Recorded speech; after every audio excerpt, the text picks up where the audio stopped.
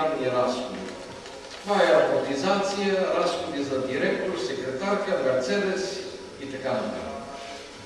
Вторият коефициент обаче е по-опасен, защото той определя как се харчи горивото, маслото, как се амортизират гумите, една такава дума струва някакви $1000, вероятно.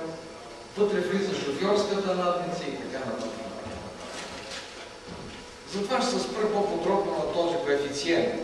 Според нас на това теоретично, което представлява един технически показател, трябва да се намери едно друго тълкуване и да се смени с кооптимално, което представлява оптималната товароносимост на даден тип автосамосвал при конкретно минно-технологични условия. В този случай тази товароносимост максимална, която тук е 130 тона и която се измерва на натиска върху хидравликата, се замества с става ограничително условие. За да се определи оптималното натварване обаче, ние трябва да имаме оптималния обем, разделен на коефициента на разбухване, т.е. на увеличаване на обема, когато се разруши, умножен плътността. От своя страна, този оптимален обем зависи от машината, която го твари. И тук се явява второто ограничително условие, че ние трябва да имаме цяло число кофи на багера. Не може да кажем на багериста да твари 7 кофи и 1/3. Тук е като ракията. Тя е кратна на 50 грама, тук ние сме кратни на кофе. Следващото. За тази цел ние приложихме, както ви казах, еднообразна фотограметрия, извършена с дигитална камера. По този въпрос има още един доклад.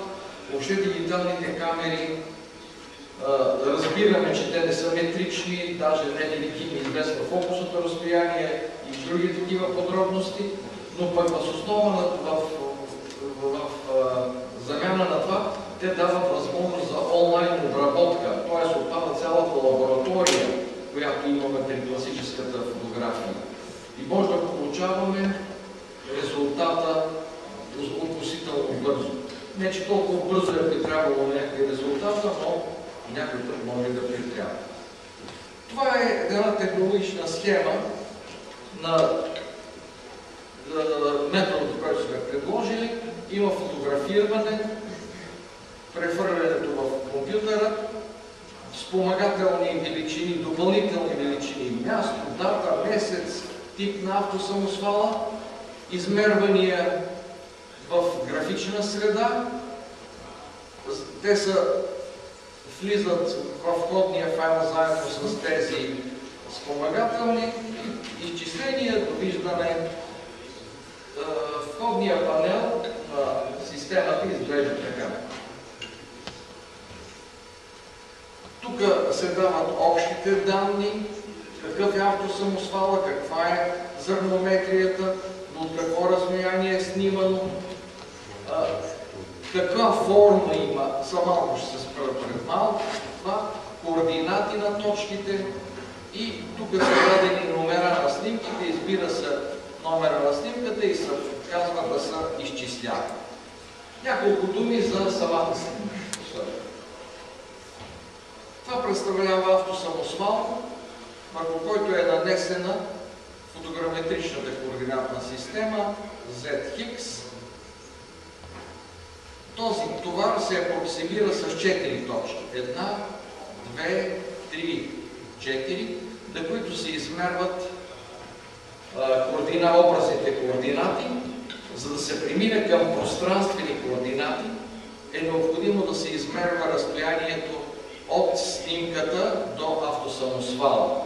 Тъй като, както ви казах, ние за дигиталната камера не знаем фокусното разстояние е достатъчно точно, тя не е метрична, за сега поне не ги правят метрични, за да им вземат малко повече парички. Също и не знаем точно увеличението на образа. Това измерване на разстояние обаче не представлява някаква трудност, тъй като автосамосвалите обикновено минават по една и съща следа и като се измери веднъж разстоянието, то се измерва не се измери в течение на времето. По този начин ние заснехме около 800 автосамосвала и установихме това, което ви казах тук, именно, че натоварването зависи освен от типа на автосамосвала, най-малко още от две неща. Това е зърнометрията, т.е. дали късове са малки или големи, и второ от вида на багера. Има багери, които са добре спрямо автосамосвала, където имаме точен брой кофи, а има багери, които ту допълват, ту не допълват, ту препълват. Това показва, че